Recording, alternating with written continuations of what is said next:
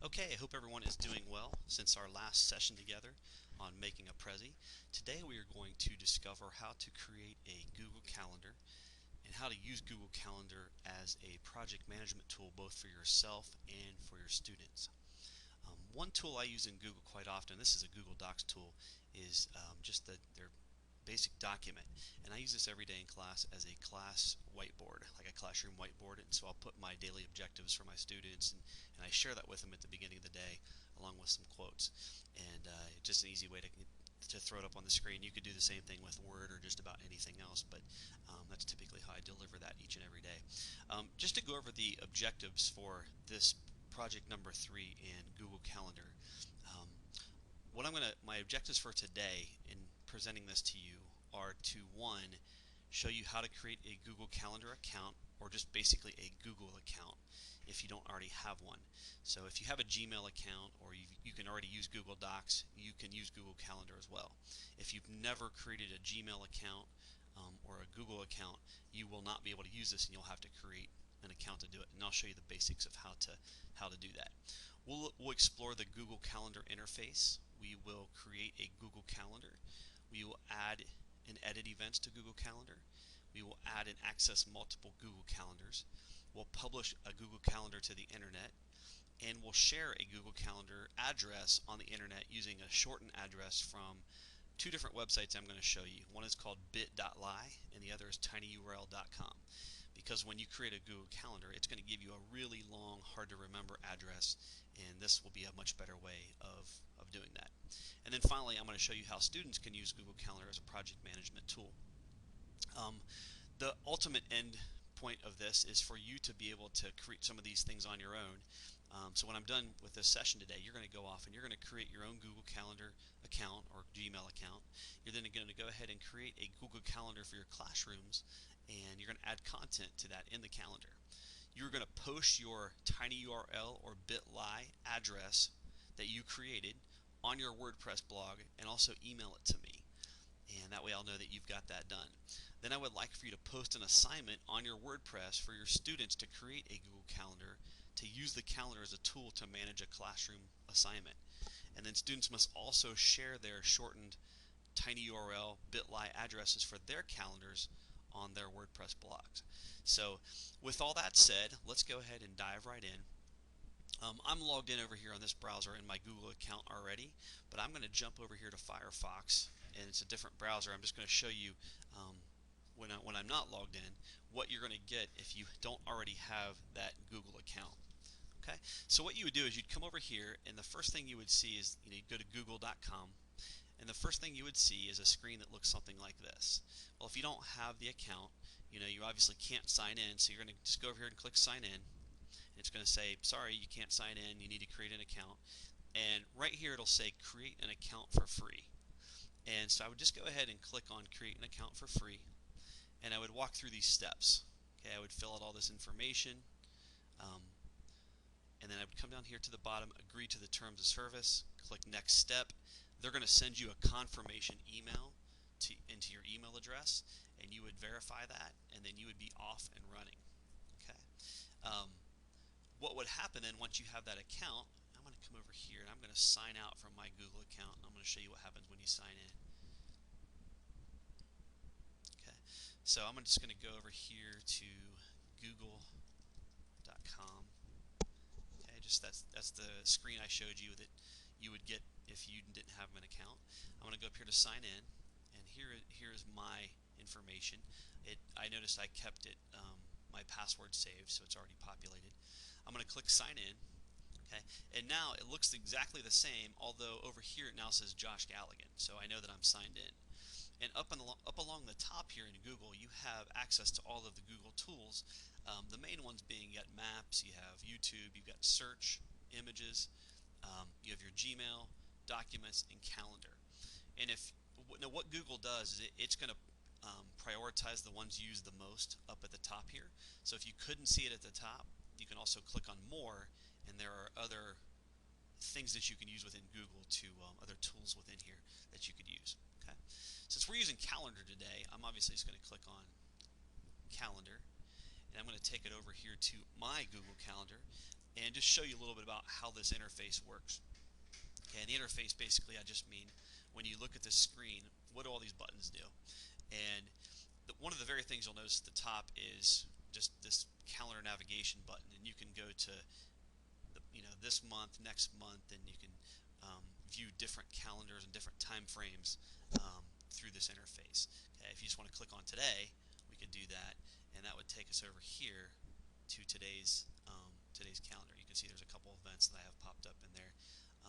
One of them here, Make a Prezi with Mr. Hayes, and so on and so forth. Then, if you come over here, you can change how you want to view your calendar. Okay, I could say I want to view it by day, so this is how it would look if I'm just looking at today. I could choose by week. If you like just to look 1 week at a time, it'll give you a little bit more detail. I prefer the month view. I'm a big picture person, so I like to look at things a month at a time, and I can navigate through here real quick and look at my different items that are available. There's also a 5-day, like if you just want to look for the next 5 days out with some amount of detail, you can do that in here as well. Then you have what's called your agenda, and this will just show you whereas if you look on this the 5-day, it'll show you every hour of the day whether you have something in that time frame or not. Okay, if you just look at agenda, it will just show you what you have scheduled. It won't show you the in-between times as well.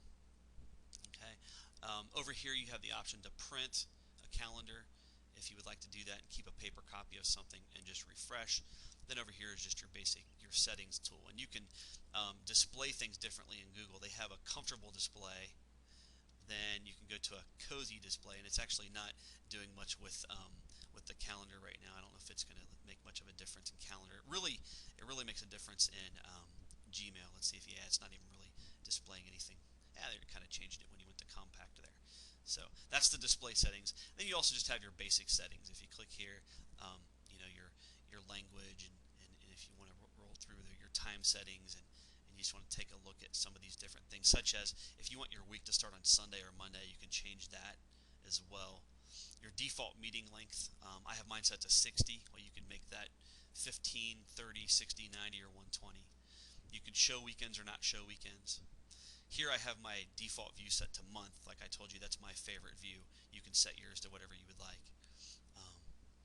And then, as you can see, there's just a number of different options that you have down here to change. And obviously you want to hit save if you change anything in there, so it would change.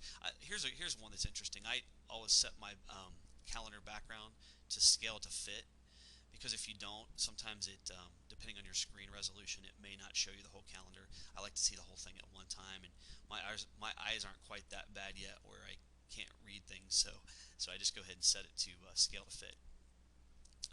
Here are my different calendars, and you can see I have quite a few of them. If you look down through here, these are calendars that I've created over here on this side, and I want to see if I have.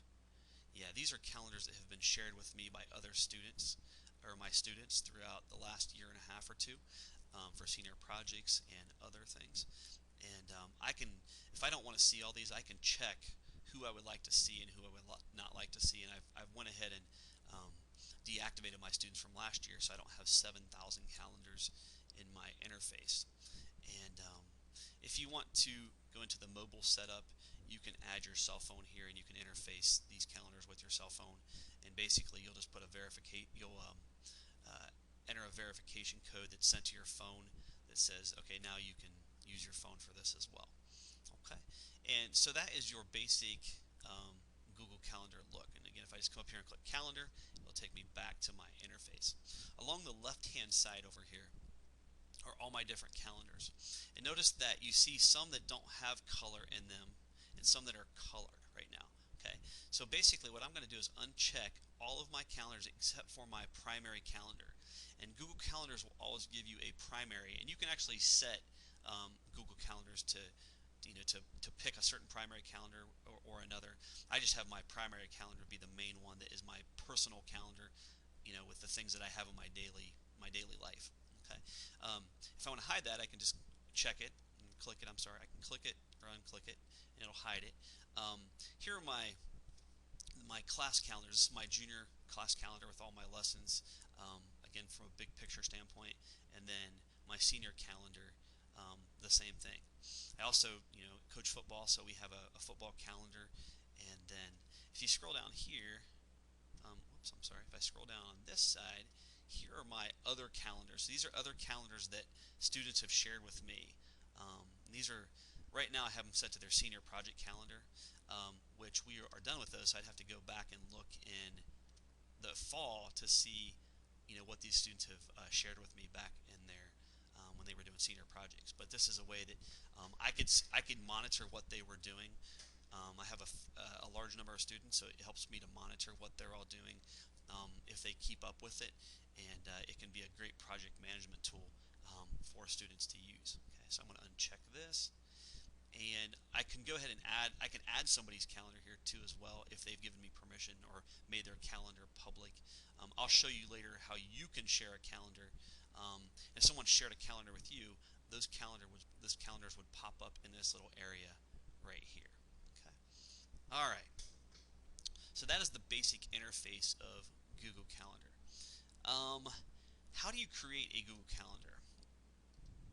Okay, so this create button right here is actually not to add a calendar, but just to add an event to your calendar. The Google interface, they change it quite often, and actually this is a little bit tricky. But this little arrow here next to My Calendars, if you click this, you'll get a little drop down, and it says Create New Calendar. And so I'm going to go ahead and click Create New Calendar, and right here I would name my calendar. So I'll just do Google Cloud Classroom, Cal. And if you want to give it a description, you can. If you want to put a location, you can. Here's where you could set your time settings. And now this is important. If you want to make this calendar public, you can do it that way. And if you don't want to, don't click it, obviously. And then anybody you want to share your calendar with, if you do not make it public, you would enter their email address here. Okay, so your students, if you ever have them make a calendar like I did for the senior project, they would enter your email address in here, and it would be your Gmail address to give you access to their calendar. Then they would give you permission settings right here as well, in order so that you could, view and see what was going on in their calendar. Okay, and they would just click Add Person when they were done. So, with that said, I think we have all of everything we want on there. So we'll click Create Calendar. Okay, and now I have my basic calendar up here, and let's go look over here. Okay, right here, Google Cloud Class was the one that I just created. All right, if I check my other calendar, there's my primary, and if I check Google Calendar, there's a little error button right here right now, and I'm not sure why. That it says something about one of my selected calendars cannot be loaded. Try to reselect the hidden calendars in a few moments. So Google's server may be having an issue for a second. We're still going to try to press through this. I've never gotten that before, so hopefully it'll go away just here in a second. In fact, let me just try a little refresh real quick. And my calendar went away. So let's go ahead. Excuse me. Let's go ahead and try to recreate that calendar again. Let's say Google Cloud Class. Whoops, class. And I'm going to go ahead and I'm going to make this calendar public. You know what? No, I'm not. I'm going to leave that unchecked for now. I'm going to click Create Calendar. Okay. All right, it popped up this time, and we didn't get our little error button, so that's good news. Okay. So now I'm going to go ahead and select this so that we can see our calendar, and it's the visible calendar. And we come over here to March 17th, and that's today. So if I want to add an event to this day, I'm just going to go ahead and click on it, and I'm going to say record Google Calendar lesson, which is what I'm doing right now. Now this is important. There's a drop down of all your calendars here. You want to make sure you're on the right calendar, because if you're doing something for your students and you have it on your primary, your personal one, they obviously wouldn't see it. So you just make sure that you have that selected. And then if you want to, you can do one of two things right now. You could go create event, and that would actually just put the event right in your calendar. Okay, or you could have clicked edit event, and if you would have clicked edit event, it would bring you to this screen. And let me show you again how I got to there. Once I created my event, I'm going to come over here and I'm just going to left click on my event, and it brings up this pop-up menu. Okay, and so right here it'll say what calendar it's in, it'll say who created it, the date, and what the event is. And then I can also, if I wanted to, I could copy this to one of my other calendars. Okay, if I just click this, I could say let's copy this to my primary calendar, and I could do that if I would like. Okay, or I could delete it here if I would like to, or I could go in here and edit the event. So if I click edit event and I come in here, I can change my time. And if you just, this is pretty cool. If you click this, it'll give you a little menu of, or a little calendar. And I can change my day here if I wanted to. If I wanted to make it the 18th. Notice over here it automatically made it the 18th as well. I can make this all day, or if I uncheck this, I can give it time, a time frame. Okay, so it's about 11 now. So let's say or 11:40 now. So I'm gonna, let's say I started this at 11 and went to 12 p.m. Let's change this date back to today. Okay, and then if I wanted to repeat this for a certain number of days, I could click repeat, and I can give it a whole bunch of custom features. I could say, let's repeat this every week, every 1 week, starting on Saturday and the 17th, and I want to end it on, and I can pick a date. Let's go Saturday. Let's find a Saturday in April. Let's go to the 28th, and I'll click done. Okay, and then let's go take a quick peek at that here in a second. Before I get out of this screen, though, I did want to show you that you can also change colors here for certain events, and this is how you can use this as a project management tool with students by giving them certain tasks with certain colors. Or for instance, I know Mrs. Orhood has different sections of her class. Like for instance, her juniors may be doing one thing, her seniors may be doing another, and so she may want to give different colors to different events so that her students can recognize, hey, my color is green and yellow, or my color is red and pink, and so they can see that and use that. And you can also give the students those same assignments when they, when they're making, you can have each student make a calendar, and they can have their senior project stuff in red, they could have their class stuff in blue, and you can see how that would work. So you can also set privacy settings down here to public or private, and that is all I'm going to do for now. So let's go ahead and hit save. We created an event. Okay.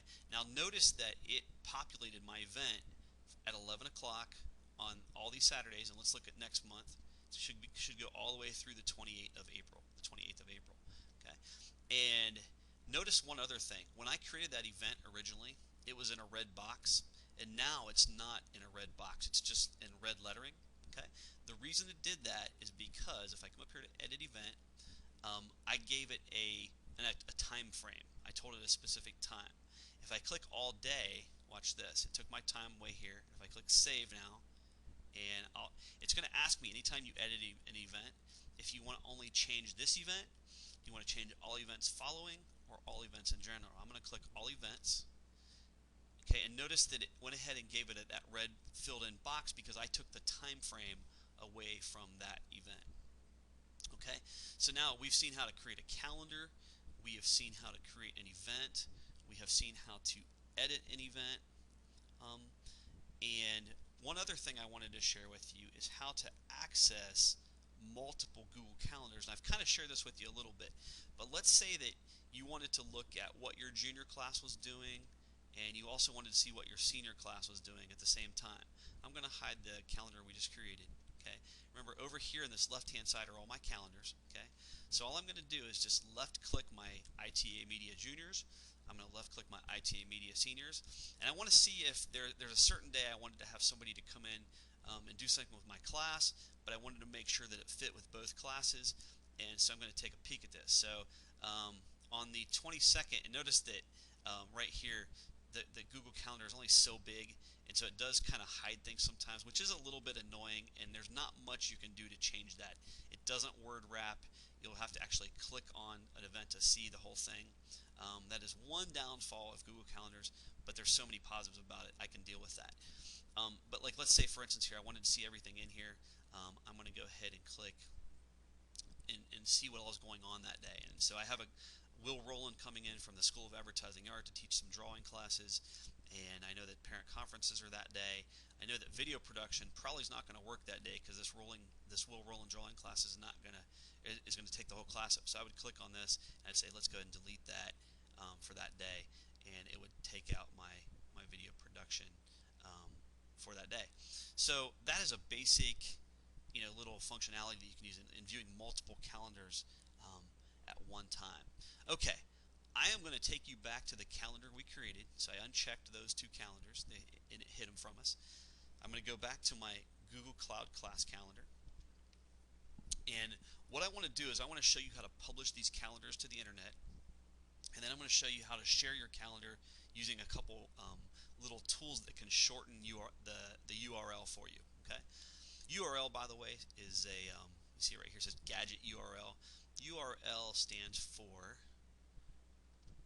get up here for a second on our class whiteboard. I signed out a second ago, so I need to kind of reopen that real quick. Sorry for the delay. I'm going to open up reopen the, oh, I changed my password apparently, so I have to type that in there. Okay, and if I go over here to the my class whiteboard now, just wanted to share this one thing with you guys. This is just basic web terminology that we use in my class. But URL equals Uniform Resource Locator. And that basically is just a web address. And so that would be something like www.google.com. And you'll notice also too, web addresses have in front of them a protocol, which HTTP : stands for Hypertext Transfer Protocol, and that is the domain name that it would take you to. So just a little web lesson for you, or an internet lesson, and how that works. So URL equals Uniform Resource Locator. In case you're wondering, I say that a lot, and you might have been wondering why I'm saying that. I didn't cover that with you yet. So, okay, let's go back to Google Calendar, and let me share this with you. I want to go into my calendar that I have created here. Okay, this is our Google Cloud Class calendar, and notice how I click the drop-down menu next to it. It's going to give me some different options here. Okay, again, remember I can change the colors if I would like to different colors. But what we're going to do now is we're going to go into our calendar settings. Okay, and so I'm going to go to my calendar settings, and we have a couple different options here. Some that you may not care about more than others. Like for instance, I embed calendars sometimes in websites, and if you have that knowledge or ability, you want to know how to do that, get with me and I can show you how to do that. But I think for most of you, that's probably not something that you care to do at this point. Okay, but if you click up here to share this calendar, all right, this is where I showed you before. You could click on and you could give an email address to you could put someone's email address in here and you could share that calendar with it, and then you could let them make changes to the calendar, make changes to events, or just see the calendar. Okay, if I click make this calendar public, click save. Okay, then now obviously it would be viewable to the world, and they could see what's going on. Okay, one other quick way to get to sharing this calendar is if I just clicked share this calendar. Okay, and now in here, if I come back over here to my calendar details, over here, this is a little bit tricky to find. Okay, so again, let me back up and just kind of go back through this again for you so you can see what I did. All right, our goal right now is we want to share a calendar, and we want to get a web address to share a calendar. Okay, and here's how we're going to do that. We're going to come to our calendar, we're going to click the drop-down menu, and we're going to go to one of two places. We're either going to go to calendar settings or share this calendar. I'm going to click on calendar settings right now for you. And then under calendar details at the top here, okay, and I know you're thinking we want to share this and we want a URL to share it, so why wouldn't we go to share this calendar? This is a little bit tricky. You have to go into calendar details, scroll down to calendar where it says calendar address. There's a button here that says HTML, and you're going to click that, and it says please use the following address to access your calendar in any web browser. Okay, so if I click OK, and I want to click it again and see where that address is. Okay, I'm going to click here, Now, this address that it just gave us up here, okay, is our web address that we're going to use if we want to share this calendar in some kind of a public way, if we just want to give a web address for somebody to use for this calendar. Okay. Now, I told you guys that these are really long addresses up here, and who wants to remember that, right? So what I'm going to do is I'm going to show you a couple ways to shorten your addresses to make them more memorable, so you don't have to share this with your students and have them remember that. Okay. So what we're going to do is I'm going to come up here to a website called bit.ly, or bitly is what they call it. Some people call it bitly. It's bitly. And if you click here, you actually do need to create an account if you want to use bitly, and so you would have to sign up first. Okay, I already have an account for purposes of what we're doing, and so I'm going to go ahead. And by the way, you might see this, if you have a Facebook or a Twitter account, you can already sign into bitly. I created a specific account for us, and so I'm going to sign in, and I'm going to type in my username, password. Okay, and you can see I have an account of things I've already created. Um, basically, and you can see they're mostly Google things that have a really long address, and I've used these for a lot of Google Docs things. But I want to shorten this calendar address. So what I'm going to do is I'm going to paste this address in here. Okay, and when I did that, okay, it gave me kind of it gave me a shorter, but still maybe not an easy one to remember. Okay, I could go with this by just clicking shorten, or what I can do is I can click customize right here. And this is pretty cool because now I can call it what I want. So let's say I want to call this Google Cloud Class. Kind of long, maybe not the most memorable thing. It's a little bit longer, but you have to remember that thousands of people are using this, and so not some of the most common ones may be already taken since this is free, and you may need to get a little creative with what you call these things. So I'll click customize. Let's see if it's available. Okay, it is available. So it's kind of like, you just created a domain name. So now if I click this bit.ly Google Cloud Class, okay, it took me to the calendar that we just created. So you could give your classroom, you could send an email, or you could put on the board this URL for your class right here, and that's a little bit hard to see, I know, right there, but you could give them bit.ly, and let me see if I can just copy this for you guys. Oh, actually, there's this copy right there. So I could copy that, go over here to our class whiteboard, and you could give your classroom, and you don't even need to give them this part. You could give them the bit.ly Google Cloud Class, and you could share that with your classroom, and anyone that had that link could then go to that calendar you created, as long as you made it public for them to see. And so that's an easy way to shorten an address. There is one other way to do it, and there is something called tinyurl.com. I've shared this before in some of my other classes I've done, and I'm just going to paste my Google Calendar class, my Google Calendar that we just made. I'm going to go to tinyurl. I'm going to go in here where it says enter a long URL to make tiny. And if I want to just make it tiny, it'll give me its own version of what it wants to call it, but I can have an alias down here. So I'm going to call this one Google Cloud Class Test. Okay, another long one. I probably never use it again, but I wanted to make it something that'll probably work and no one else probably has. So if I hit enter, okay, whoops. If I hit enter, it takes me here to this screen, and there are going to be 3 different addresses here. This first one's the one you put in. The second one is the one that you created, and the third one is if you just want to preview it right now.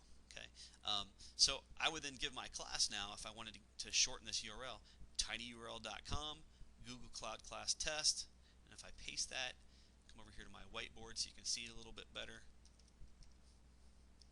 Okay, tinyurl.com / Google Cloud Class Test.com. Okay, so if I give them this now, and I say come over here, I'm going to paste this URL, which you guys now know what that means. I'm going to paste this into our browser and hit enter. Okay, it took us to or redirected us basically to our Google Calendar, which is exactly what we wanted to do. Okay, I think we are nearing the conclusion, the last thing I wanted to show you is how my students have used this as a project management tool. And so let me go back into calendar over here. I'm gonna have to make sure I get somebody that shared a calendar here. There's a couple calendars we made today in the side. Okay, I'm going to click down here in other calendars. Now remember, for students to share this with me, and for me to have access to their calendars over here, they had to go into their settings for their calendar. Okay, so like right here, they would click on their drop down arrow, go under calendar settings, and remember where it says share this calendar. They would need to put my Gmail address in here for me to be able to see this calendar. You can't put your Delaware address, you can't put your Yahoo address, unless that's what you sign into Google with. But the only way you'll be able to see their calendars is if they put in your Gmail address and then save it to share it with you. But if they do that, this can be a really neat tool. Like you saw over here, I had my students do this at the beginning of the year, and I literally walk around and watch them put it in, and help them put the address in the first time. But you can see all these calendars here that have been shared with me throughout this year. These were mainly senior project calendars when we were doing that earlier in the year. Okay, and so for instance, let me take a look at Shane Talbert. Again, I got to go back to the fall because that's when we were doing our senior project. But you can see that here are where he would use this as a project management tool. Something I didn't do with my students as much, and I wish I did, was have them use different colors for different projects, and that's something that I think is pretty valuable and cool to use. So I'm going to really make sure I do that in the future. But you can see that Shane has used this pretty consistently and did a really good job of using this as a project management tool. So I knew each day what he was working on. I could give him a progress. I could check his progress without actually getting up and going to every student individually. Like I knew a student that was really on task and didn't need me to stand over their shoulder. I could just look at this and kind of peer at his screen and see if he's working on what he's working on. And then if I had a student that I knew that maybe was struggling a little bit, their calendar is a dead giveaway because their calendar is typically not very detailed. And then those would be the students that would have a red flag up, in my opinion. I would walk over to them and just make sure that they're on task and doing what they're supposed to be doing. So that is basically Google Calendar in a nutshell. We have hit all of our objectives, I think, for today. As we peek through this, now it's going to be your turn to go create a Google Calendar account or a Gmail account so that you can have access to Google Calendar.